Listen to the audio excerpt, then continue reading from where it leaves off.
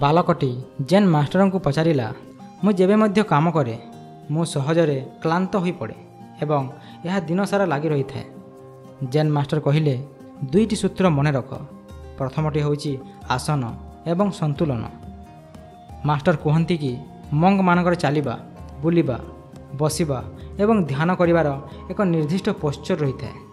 ଏହାଦ୍ୱାରା ଶରୀରରେ ବାଲାନ୍ସ ଆସିଥାଏ ଏବଂ ଏହି ସନ୍ତୁଳନ ଯୋଗୁଁ ଊର୍ଜା ବ୍ୟର୍ଥ ହୋଇନଥାଏ। ମନ ଏବଂ ଶରୀରରେ କ୍ଳାନ୍ତ ଆସିନଥାଏ। ମୁଖ୍ୟତଃ ବସିବା ଏବଂ ଶୋଇବା ପୋଶ୍ଚର ଉପରେ ବିଶେଷ ଧ୍ୟାନ ଦେବା ଉଚିତ, କାରଣ ଏହିସବୁ କ୍ରିୟା ଆମେ ଅଧିକ ସମୟ କରିଥାଉ।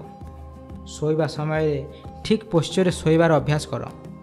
କଡ଼ ଲେଉଟି ଯେବେ ଶୋଉଛ, ନିଜ ଆଣ୍ଠୁ ଏବଂ ପାଦ ମିଶାଇ ଶୁଅ, ଯଦ୍ୱାରା ମେରୁଦଣ୍ଡ ଉପରେ ବେଶୀ ପ୍ରଭାବ ନ ପଡ଼ୁ ଏବଂ ଗଭୀର ନିଦ୍ରା ଆସୁ। ଦ୍ୱିତୀୟଟି ହେଲା ମୁକ୍ତ ପରିବେଶରେ ସମୟ ବ୍ୟତୀତ କର।